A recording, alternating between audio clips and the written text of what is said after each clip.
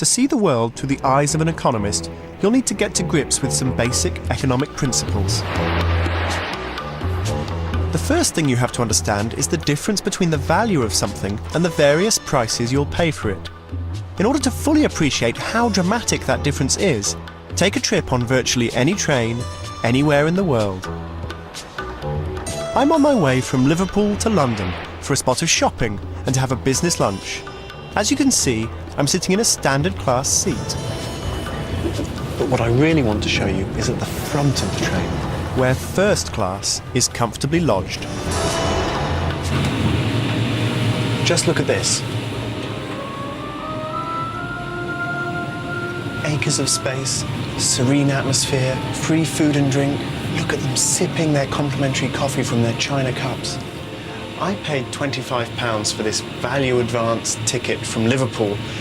Now, the same ticket in there could cost you £297. That's nearly 12 times as much. Obviously, even with the extra space and the free food and drink, it doesn't cost the train company 12 times more for the first class as it does for the standard class. So why would anybody pay that much? Let's find out. Excuse me, sorry to interrupt your journey.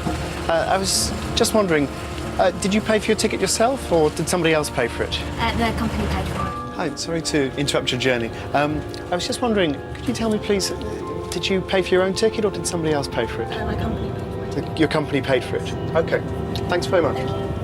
Excuse me, sorry to bother you while you're working. I was just wondering, did you pay for your own ticket on the train? No, I did not pay for it. Who paid for it? I work for a consultancy to work with the government, so I guess ultimately the government's paid for it. The government paid for it? Okay, very interesting. Right, thank you very much. Sure.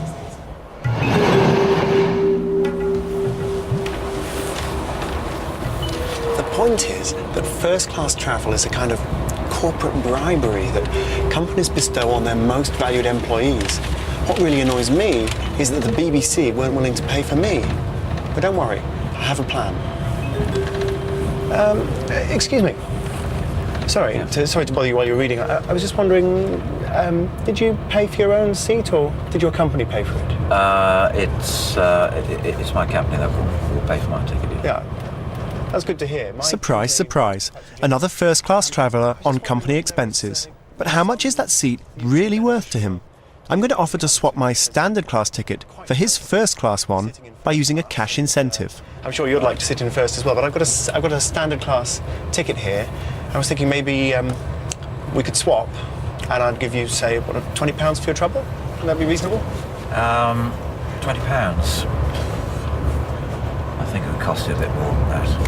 Ah, OK. No, well, that's good. So we're willing to negotiate. What about 40? Keep going. 50? You're getting there. Well, let's have a look. Look, 20, 40, look. There you go, 60, that's all I got. Final offer, best offer. You have my ticket. Excellent. Very good. There you go. There we go, and it's a pleasure doing business with you. Everyone's happy.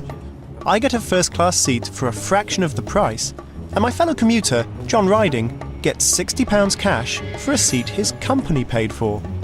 That's how much it was worth to him, £60. What we've done is clearly establish the difference between the value, rather than the price, of this seat. So how come the railway company can charge a figure 5 times as much? The point is, the train companies have carefully researched how much customers are willing to pay for this service. They know the easiest way to charge high prices is to make sure the person benefiting isn't the person paying. But there are many reasons why a customer might pay a high price. Because he's in a hurry, or ignorant like a tourist in a strange land, or rich, or fussy, or even out of respect for the dead. The Necropolis line transported dead bodies from central London to Brookwood Cemetery, Surrey in the 19th century. It sold first, second and third class tickets for what was exactly the same service as far as its passengers were concerned. The only difference was that the first class corpse could be loaded on last and offloaded first at its destination. In essence, the more you paid, the faster you got to your grave.